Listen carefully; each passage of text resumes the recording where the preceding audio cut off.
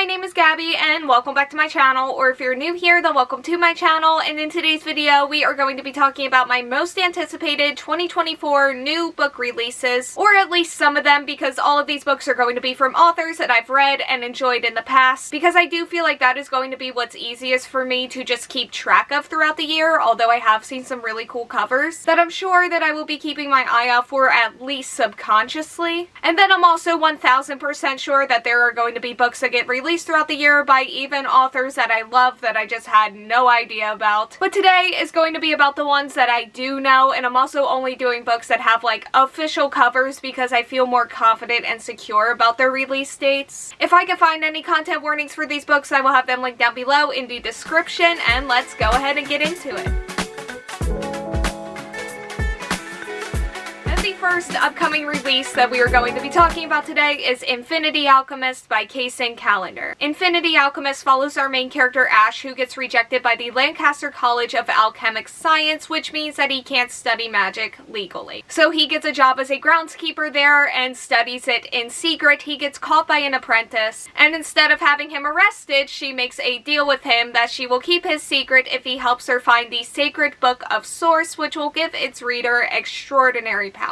I actually just hauled a couple of this author's books because I ran out of books from them on my TBR, which was not okay, but it's fixed now. And this will probably be my next Kacen Callender book that I haul. It sounds really adventurous, which I love. And it's also Kacen Callender's YA fantasy debut, which I'm really curious about. I feel like King of the Dragonflies and Hurricane Child both had some fantasy elements to them, and I really like those elements in those books. And I'm also sure the writing will be amazing and beautiful and all of the nice and good compliments that I can give it, because that's what it's been in all of the other books that I've read from this author, so that's something to look forward to as well. Next up is A Tempest of Tea by Hafsah Faizal. A Tempest of Tea follows our main character Arthi, who runs an illegal blood house for vampires that she disguises as a tea house during the day. When her establishment gets threatened, Arthi is forced to make an unlikely deal and call upon the city's most skilled outcasts in order to infiltrate vampire society, where they find themselves inside of a conspiracy that could threaten the entire world. I had some mixed feelings on We Hunt the Flame by this author, so even though I do plan on finishing that duology one day, it has been long enough where I feel like I just need to start over at this point. Which does make me feel a lot less guilt about hauling and maybe even reading this one first. Because this book sounds incredible, from the heist to the outcast to the vampire society. Like, it sounds like it combines a lot of things that I really like. It sounds really cool, it sounds really fun. The description also compares it to Six of Crows by Leigh Bardugo. So I do feel like this book is going to work for me a lot better than We Hunt the Flame, even though that book did definitely have things that I really liked about it. And hopefully reading this will inspire me to reread Hunt the Flame sooner rather than later. Next up is going to be Otherworldly by F.T. Lukens. This follows one of our main characters, Nox, who is a familiar from the other world who hasn't heard from his queen in years. When the Crossroad demons come to collect him, Nox panics and flees, and then has a chance encounter with our other main character, Ellery. Ellery does not believe in the supernatural, despite them living in a region where winter has lasted for 5 years. So naturally, they do not believe Nox's paranormal origins. But they need to figure out how to end the winter for their family's sake, and Nox needs a human to tether him to the realm. So they strike up a bargain with one another, of which there is no backing out of. First and foremost, just this cover. Like, that alone is enough for me to be so excited about this book. I still need to read Spellbound by this author because I'm very confident that I'm going to love that book, and I'm also very confident that I'm going to love this book.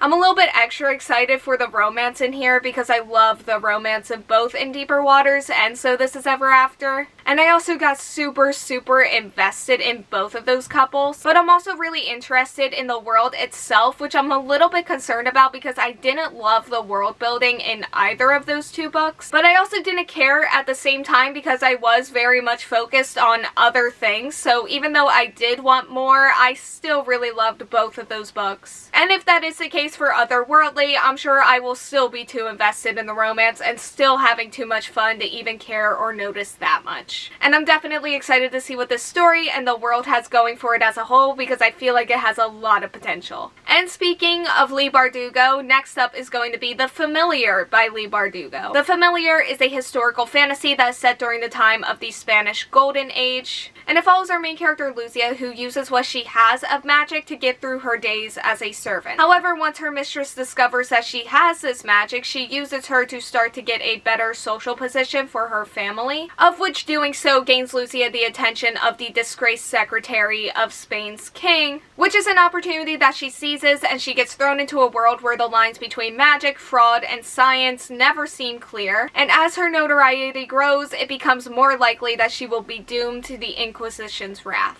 I feel like I've been reading Leigh Bardugo for like my entire reading life, and the Grishaverse is one of the first series that comes to mind when I think about why I love reading so much, so that's why this book is here. But I also feel like I've been getting more and more into historical fantasy, so if everything is done well here, I should really enjoy that aspect of things too. And I'm also really looking forward to getting to know the characters and the relationships, because that is one of the things that I love most about the Grishaverse. They have a special place in my heart, and hopefully these guys will too. Next up is going to be Heavenly Tyrant by Xiran Zhao, which is the sequel to Iron Widow. Iron Widow is a book that blends Chinese history with mecha science fiction in a futuristic setting. The characters pilot giant transforming robots that battle the mecha aliens who are outside of the Great Wall. Pairing up with the boys is something that the girls always dream of, even though they often die from the strain that piloting puts on their minds. And this follows our main character, who gets assigned to the pilot who is responsible for the death of her sister. However, when her revenge comes in an unexpected way, she gets labeled as the Iron Widow, and gets paired with the strongest and most controversial male pilot, where she is determined to use this as an opportunity to figure out why the pilot system works in misogynistic ways and help more girls from getting sacrificed. We have a sequel here, which means that I can actually make progress in a book series, which is something that I should really do more of, and it's totally my fault that I haven't. Iron Widow was a really dark, really violent, and also really fun read. I love the action scenes and the characters, and I really want to be back with them no matter what they put me through in this sequel, because I still remember a TikTok that I saw from this author that has my heart very worried.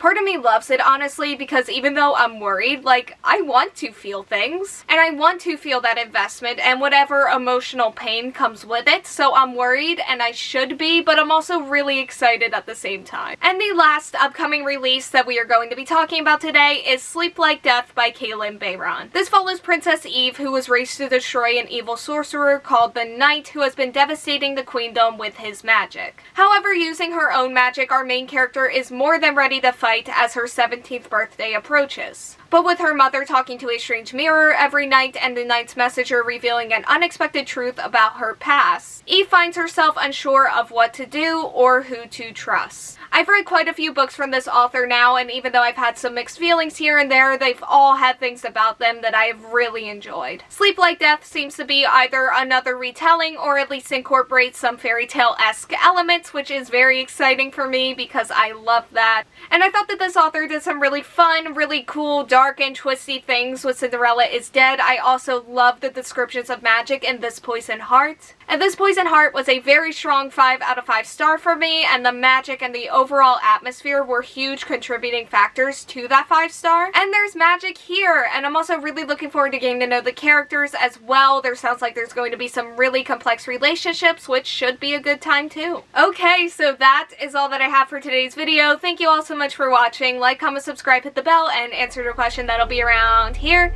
if you want to do that. And hopefully I will see you here next time. Bye!